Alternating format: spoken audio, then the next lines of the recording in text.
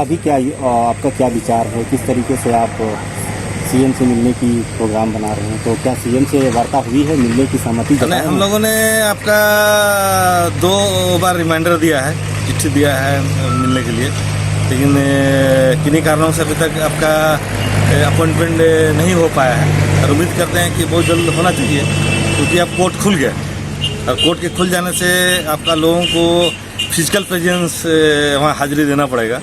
और यहाँ लगभग 10,200 लोगों के ऊपर में अज्ञात और ज्ञात लोगों पर केस हुआ है।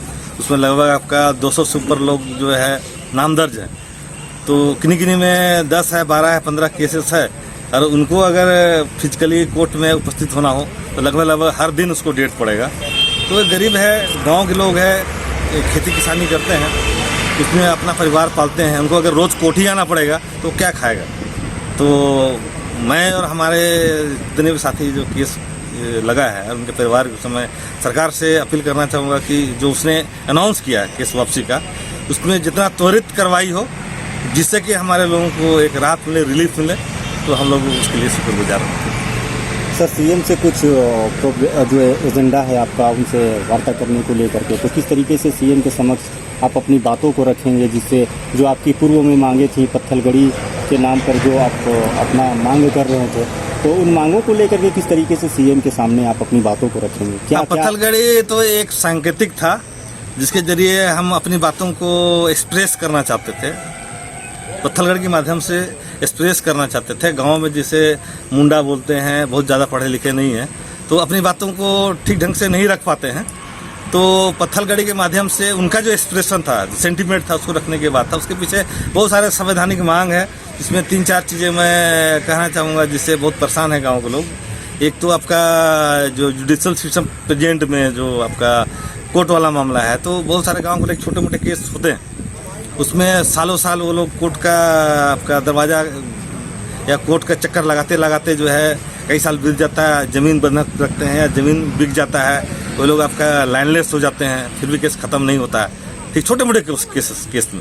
जबकि अंग्रेज के टाइम में विल्किंसन रूल था, जिसके तहत गाँव की फैसला करके जो है तुरंत रफा दफा कर दिया जाता था। और अभी भी आपका वेदांता का जो फैसला, आपका न्यामगिरी हिल में जो फैसला आया था, उसमें भी आपका मामला को सुप्रीम कोर्ट ने गांव को ट्रांसफ़र कर दिया था।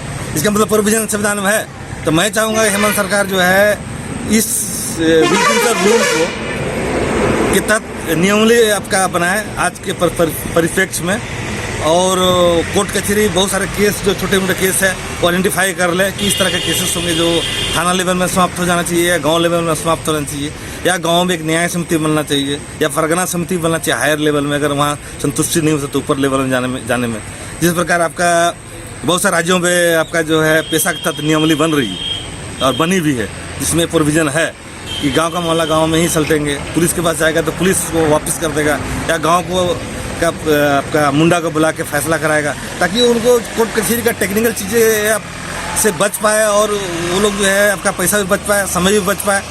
तो हमारी सरकार से मांग रही है कि जितना जल्दी हो, पेशा के तहत जो है चुनाव भी होने वाले हैं, लेकिन आज तक जो हम चुनाव देख रहे हैं एक्चुअल में वो पेशा नहीं है, वो 3 टाइप पंचायत व्यवस्था है। तो मुझे इस सरकार से बहुत उम्मीद है, क्योंकि पहली बार आपका आदिवासी की सरकार के रूप में स्थापित है, झारखंड ही नहीं बल्कि पूरे देश में।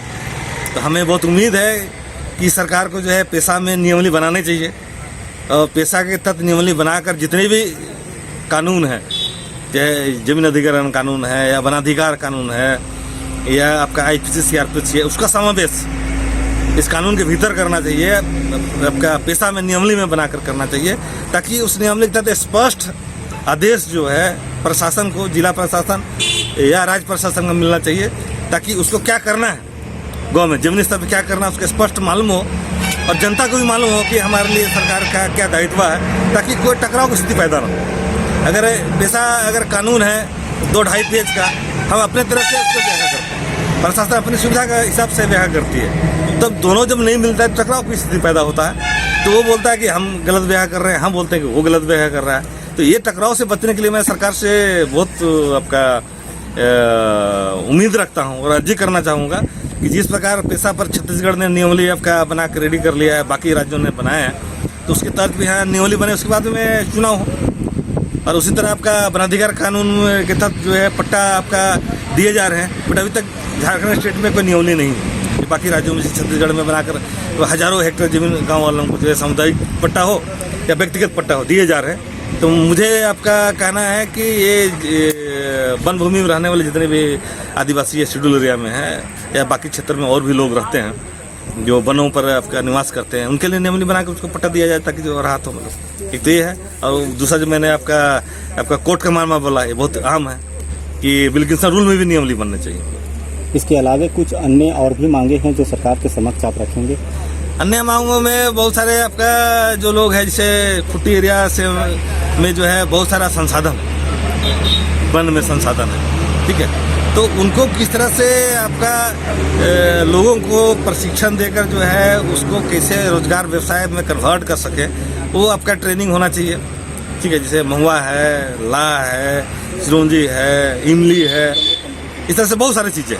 इसके अलावा सर आपने बीच में कहा था कि पेशा को लेकर के, तो पेशा में क्या ऐसा संशोधन करें जिससे पंचायतों को सीधे तौर पे लाभ हो, जिसमें एडमिनिस्ट्रेशन का उसमें हस्तक्षेप ना हो, वो अपने तरीके से योजना बनाते हुए वो इलाकों में उस इलाके को विकसित करें। पेशा में संशोधन नहीं करना, पेशा एक सेंट्रल एक्ट है। पेशा के तर्ज पर आपको हर पॉइंट को विस्तृत एक आदेश बनाना है, नियमावली बनाना है स्पष्ट हो, जिससे वो 2.5 पेज का आपका नियमावली आपका 200, 250, 300 पेज के बनेंगे। हर बिंदु पर उसके क्या पावर होंगे आपका गांव के, किस तरह से वो चयन करेगा, आपका उसका विश्लेषण करेगा, उसका आपका ऑडिट करेगा, उसको इम्प्लीमेंट कराएगा, उस पर किस तरह से देख रेख सरकारी अधिकारी करेगा, फंडिंग कैसे होगा, सारे नियमों में लिखे होंगे, ठीक है। या वनाधिकार कानून में कैसे पट्टा देगा, उसमें क्या अधिकार होंगे, उसमें आने चाहिए। या जमीन अधिग्रहण कानून जो है, वो जितने जो कानून जो है उससे रिलेटेड, ठीक है, उसको इस नियमावली में समावेश करना चाहिए, ताकि शेड्यूल 5 जो है अगर लागू होगा तो पेशा के जरिए जो नियमावली बनेंगे उसके तहत ही लागू होंगे। मेरे सारे चीज़ें अगर रिलीफ कर पाती है सरकार, तो मुझे नहीं लगता कि आने वाले समय में इस तरह का आपका टकराव पैदा होगा। खूंटी में जयपाल सिंह मुंडा जी, पूर्व हॉकी खिलाड़ी कह लें या फिर संविधान निर्माता, उनको लेकर के भी क्या कुछ सरकार के पास आप प्रपोजल रखेंगे? हाँ, हमने ऑलरेडी आपका चिट्ठी के माध्यम से भी मैंने जानकारी दिया था कि जयपाल सिंह मुंडा बहुत सम्मानित व्यक्ति है आपका झारखंड के लिए, झारखंड के पूरे देश के लिए है। पूरे देश में उसको एक बहुत आदिवासी इंटेलेक्चुअल के रूप में जाना जाता है। अगर हम अपने आप को गर्व से आदिवासी कह सक रहे हैं, शर्मिंदगी महसूस नहीं कर रहे, तो कहीं न कहीं उसने आपका संविधान सभा में वो जोरदार तरीके से बोला था, अब मुझे जंगली सम कहो या अछूत समझो, जो भी समझो, लेकिन मुझे आदिवासी ही कहा जाए। वो बात बोला था, तो उस बात को उसने खंडन कर दिया था, जो संविधान सभा में कहा कि आदिवासी का अछूत की तरह सुनाई देता है, इसलिए हट जाना चाहिए।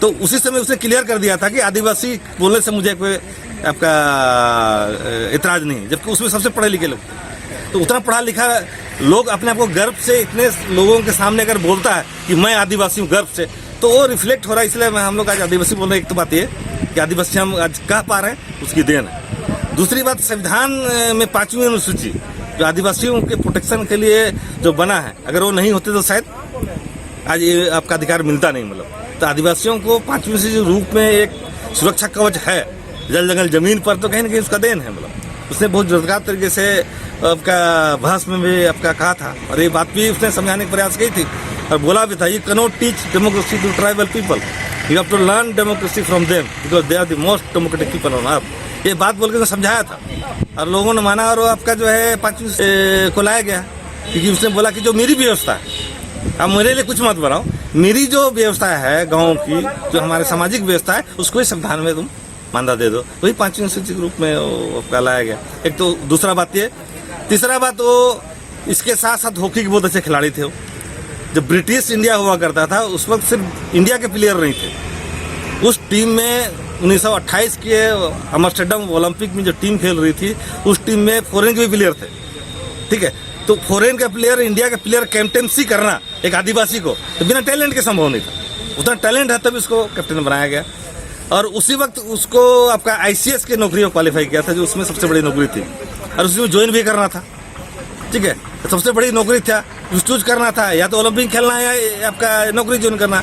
तो उसने उस वक्त इतनी बड़ी नौकरी को लात मारकर उसने देश के लिए खेलना पसंद किया, देश का मान सम्मान ऊंचा रखने के लिए खेलना पसंद किया। तो मुझे लगता है कि वैसे व्यक्ति को इस देश में सम्मानित करना चाहिए। इसलिए मैंने सरकार से आपका चिट्ठी के माध्यम से दिया है कि आपको आपका उसको नाम से जो है झारखंड में आपका जिस प्रकार ध्यानचंद के नाम पर राष्ट्रीय खेल दिवस है, उसी प्रकार झारखंड में जयपाल सिंह मुंडा के नाम से राष्ट्रीय खेल दिवस घोषित हो। इसके नाम से आपका जयपाल सिंह मुंडा खेल रत्न की घोषणा हो, जो सबसे बेस्ट खिलाड़ी है उसको दिया जाए।